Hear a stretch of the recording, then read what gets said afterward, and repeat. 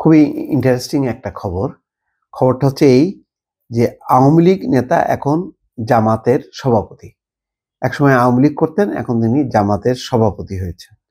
আগে দর্শক নিশ্চয়ই মনে আছে যে জামাতের অনেক নেতা কর্মী যেতেন বা বিএনপি নেতা কর্মীও যেতেন আওয়ামী লীগে।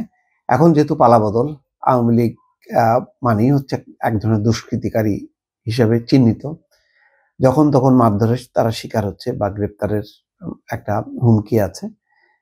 ফলে তারা এখন আস্তে আস্তে বিভিন্ন দলে যাচ্ছে, বিএনপিতে যাচ্ছে, জামাতে যাচ্ছে। তো জামাতে যাওয়াটা এমনি তো নর্মালি কঠিন, কিন্তু তারপরেও ঘটনা ঘটেছে।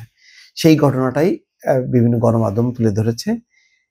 কুমিল্লার তিতাস উপজেলায় আবু হানিফ নামের এক ওয়ার্ড আওয়ামী লীগের সাধারণ সম্পাদক ওই ওয়ার্ডের জামাতের সভাপতি হয়েছে। ওই ওয়ার্ডের সাধারণ সম্পাদক ছিলেন, এখন ওই ওয়ার্ডের তিনি জামাতের সভাপতি হয়েছেন। এই নিয়ে এলাকায় তোলপাড় সৃষ্টি হয়েছে। জানা যায় শনিবার ওই ওয়ার্ডের জামাতের কর্মী সম্মেলন অনুষ্ঠিত হবে। ওই সম্মেলনের জন্য ছাপানো পোস্টারে আবু হানিফের নাম এবং জামাতের পদবি লেখা থাকায় বিষয়টি প্রকাশ্যে আসে। পরে বিষয়টি স্বীকার করেন আবু হানিফ। স্থানীয় সূত্র বলছে যে গত 15 বছর তিতাস উপজেলার 9টি ইউনিয়নে জামাত ইসলামের কোনো ওয়ার্ড কমিটি ছিল না। ছাত্র জনতার অভ্যুত্থানের পর জামাত উপজেলা, ইউনিয়ন এবং ওয়ার্ডগুলোতে কমিটি গঠন করা শুরু করে। আবু হানিফ তিতাস উপজেলার মজিদপুর ইউনিয়ন পরিষদের 4 নম্বর ওয়ার্ডের ইউপি সদস্য ছিলেন। আওয়ামী লীগ সরকারের আমলে তিনি ওই ওয়ার্ডের আওয়ামী লীগের সাধারণ সম্পাদকও ছিলেন। গত 5ই আগস্ট শেখ হাসিনা পতনের পর তাকে জামাত ইসলামীর সভাপতি করা হয়।